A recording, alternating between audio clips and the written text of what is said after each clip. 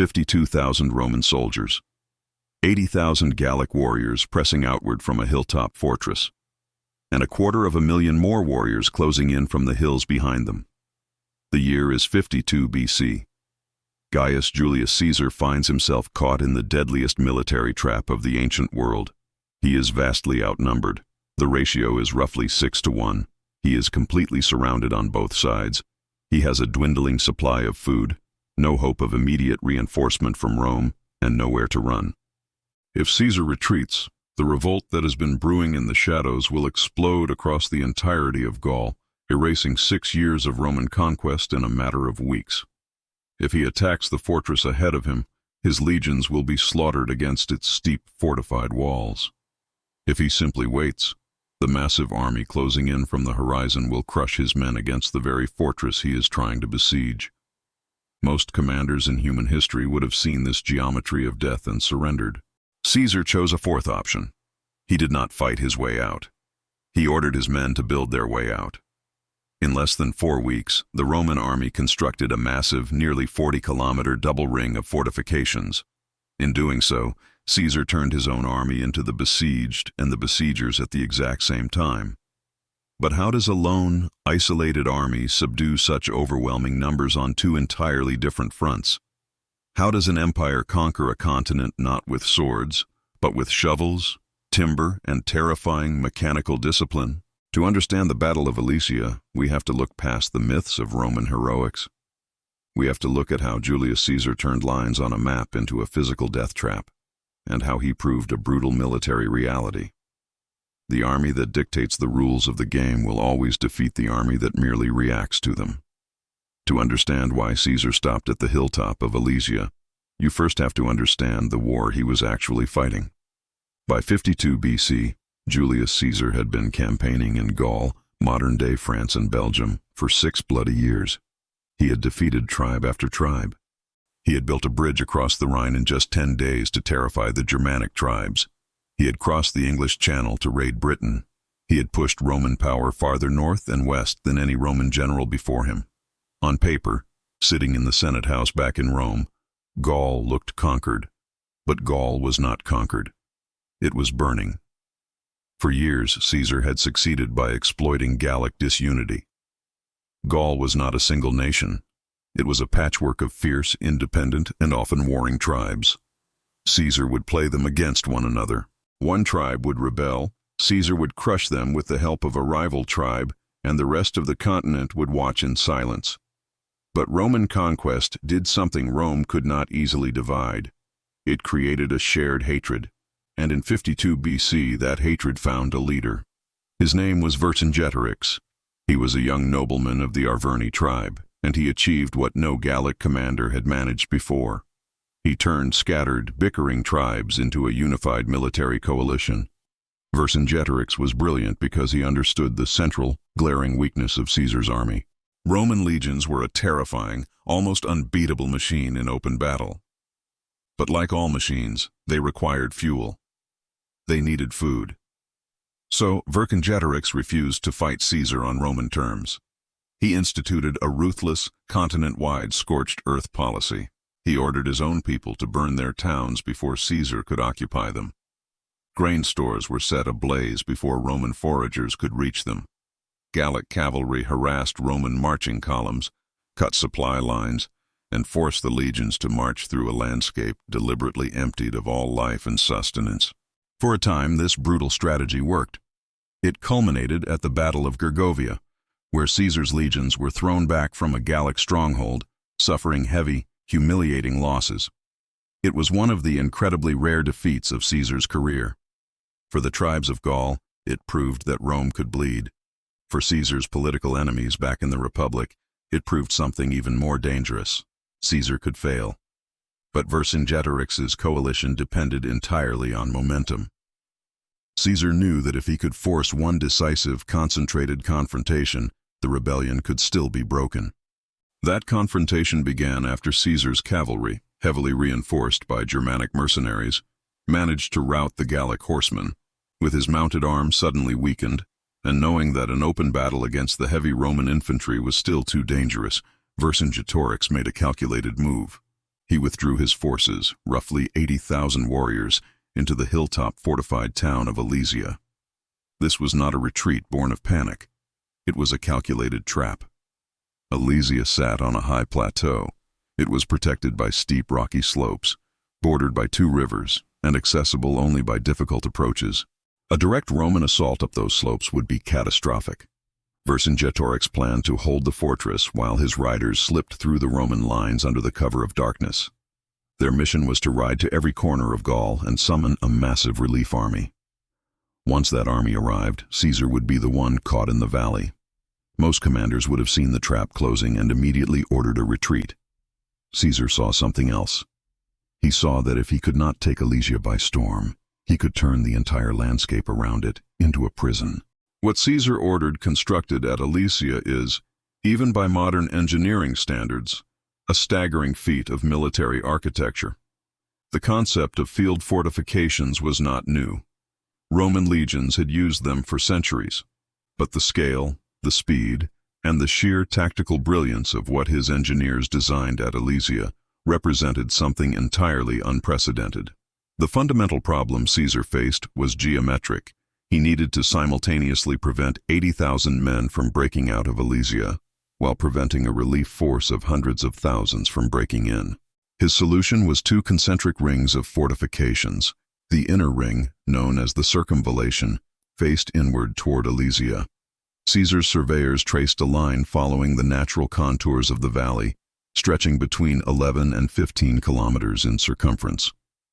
The outer ring, the contravallation, faced outward toward the surrounding hills, waiting for the relief army. This ring was even larger, running for a staggering 21 kilometers. Between these two massive rings lay a strip of fortified ground. This was the Roman camp. This was where 52,000 men would live, sleep, and fight. To understand how this was built in just 3 to 4 weeks, you have to understand the Roman legionary. We think of them as swordsmen. But above all else, the Roman soldier was a professional laborer. They marched with their weapons, but they also marched with pickaxes, saws, and shovels. The 40 kilometers of wall they built was constructed of timber and packed earth, rising roughly 4 meters, or 13 feet, into the air. Every few dozen meters, massive wooden watchtowers were erected. But the walls were just the final barrier. To even reach the walls, an enemy had to survive a gauntlet that stretched nearly 100 meters deep. Let's walk through the architecture of this death trap, starting from the outside and moving toward the Roman wall. First, an advancing army would hit the stimuli. These were thick blocks of wood buried completely underground, with iron hooks protruding just above the surface. Invisible in the tall grass, they were designed to pierce the feet of running men and horses, tearing tendons and crippling a charge before it even began. If you survived the iron hooks, you reached the Lilia, or Lilies. Caesar gave them this beautiful name as a dark joke. They were thousands of circular pits, roughly a meter deep. At the bottom of each pit was a thick, sharpened wooden stake, fire-hardened to a point. The pits were carefully camouflaged with twigs and leaves. If a mass of infantry charged in the dark, the front ranks would vanish into the earth, impaled on the stakes, creating a wall of dying men that blocked the soldiers behind them. Past the Lilies were the Cipi, or tombstones. These were deep trenches filled with thick tree branches, sharpened to deadly points and interwoven so tightly they could not be pulled apart. It was the ancient equivalent of barbed wire, designed to snag and hold attackers in place. And finally, if an enemy somehow dragged themselves through the hooks, the pits, and the branches, they reached the ditches. 2 massive parallel trenches dug right in front of the wall. The inner trench was a sheer drop, purposely flooded with diverted water from the nearby rivers. An attacker would have to wade through chest-deep water, weighed down by armor, while Roman slingers, archers, and artillery rained death upon them from the 4-meter walls above. Caesar's men built this entire 40-kilometer, 100-meter-deep nightmare in less than a month. The trap was set. But inside Alesia, the clock was ticking. Inside the inner wall, the reality of Caesar's trap was beginning to set in. Vercingetorix had 80,000 fighting men, but Alesia was also home to the Mandubi, the local Gallic tribe who owned the town. That meant thousands of women, children, and elderly civilians were trapped on the plateau alongside the warriors. The plateau was fertile, but no fortress in the world could feed a population of over 100,000 people indefinitely. As the weeks dragged on, the grain stores evaporated, rations were slashed. Then, the animals were slaughtered. Soon, there was nothing left. As September approached, the psychological and physical condition of the Gallic garrison began to deteriorate. They could look down from their high walls and see the Roman machine operating with terrifying efficiency. They watched the walls go up. They watched the traps being dug. Facing mass starvation, the Gallic chieftains held a council of war. Some suggested a suicidal final charge. Others suggested cannibalism. Vercingetorix chose a third brutal option. To save the grain for his warriors, he ordered the expulsion of the non-combatant population. The Mandubi, the very people whose home this was, were forced out of the gates. Thousands of women, children, and the elderly slowly walked down the slopes of the plateau, entering the chaotic no-man's land between the Gallic fortress and the Roman wall. They approached the Roman lines, weeping, begging to be taken as slaves. If the Romans enslaved them, they would at least be fed. Caesar rode to the ramparts. He looked down at the starving thousands, and he gave a single order: do not let them pass. Caesar refused them entry. He placed guards along the wall with orders to shoot anyone who tried to climb the defenses. Vercingetorix, watching from above, refused to open the gates to let them back in. And so, the civilians of Alesia were trapped in the space between the two armies. Over the coming days, they starved to death in plain sight of their husbands and fathers on the hill and the Roman soldiers on the wall. Ancient accounts record this detail without much emphasis, a chilling testament to the cold, brutal arithmetic of ancient siege warfare. Caesar was fighting a war of logistics.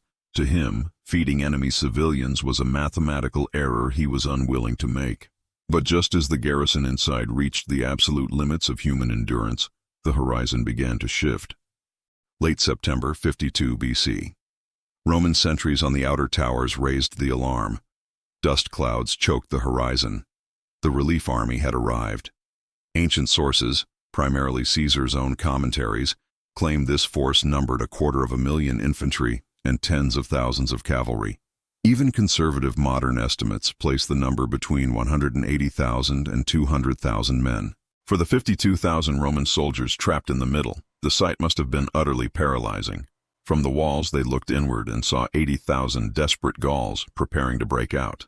They looked outward and saw a sea of humanity stretching as far as the eye could see, preparing to break in. The commanders of the relief army faced an immediate tactical problem.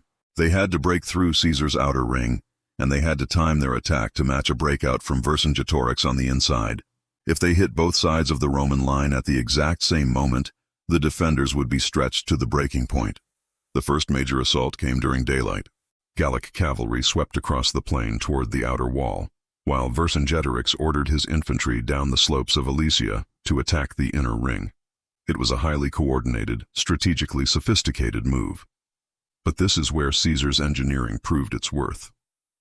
The Gallic cavalry, attempting to move fast across open ground, slammed headfirst into the outer layers of the Roman traps. Horses stepped on the hidden iron hooks, breaking legs and throwing riders. Men charged blindly into the spiked pits, impaling themselves. The momentum of the massive army was completely shattered before they even got within 100 feet of the wall.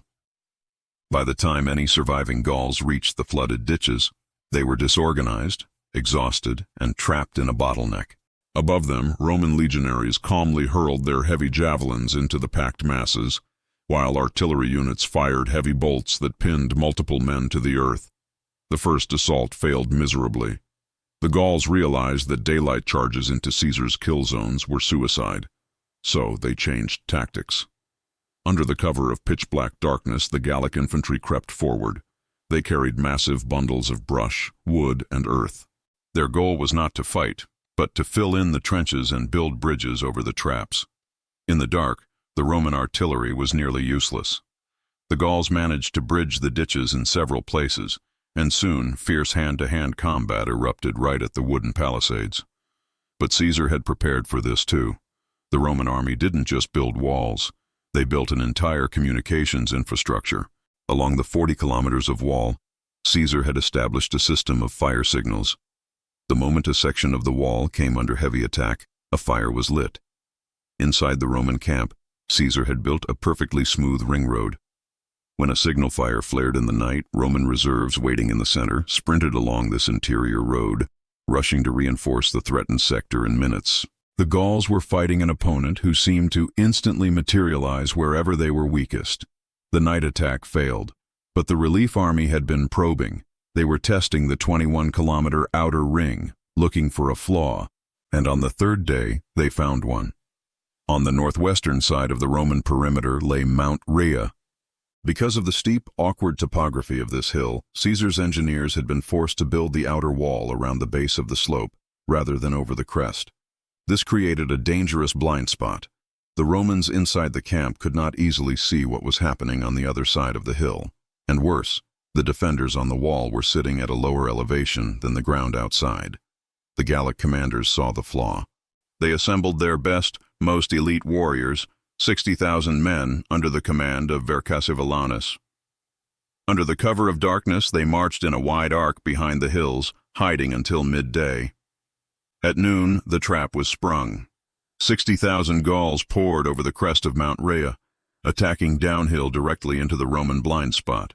At the exact same moment, seeing the distraction, Vercingetorix launched a massive, desperate, all-out assault from inside Alesia against the inner wall. He targeted the exact corresponding point on the inner ring. The two Roman legions defending this sector were suddenly caught in a vice.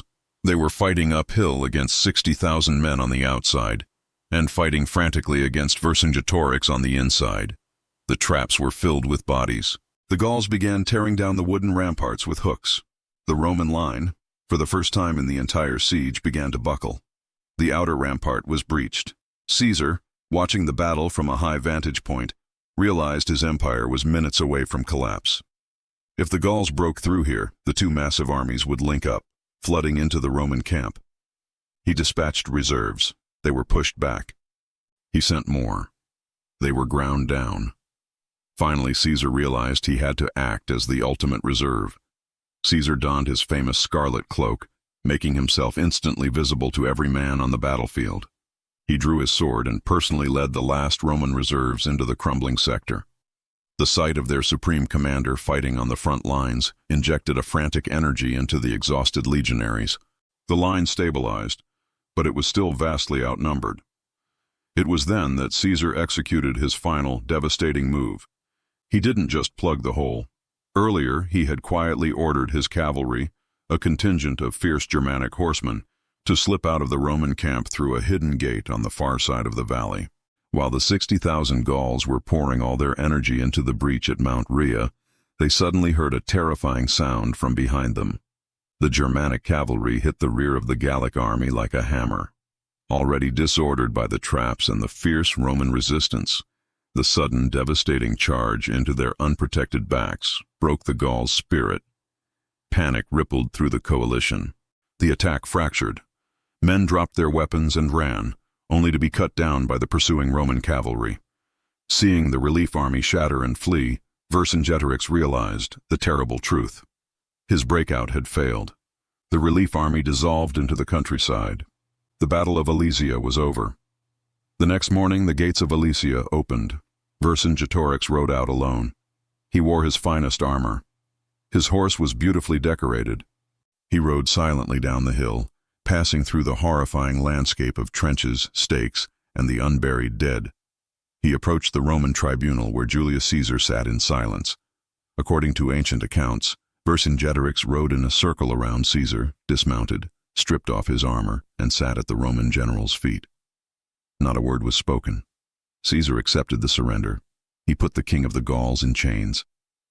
Vercingetorix would spend the next 6 years rotting in a dark Roman cell, only to be paraded through the streets in Caesar's triumph in Rome, and then executed.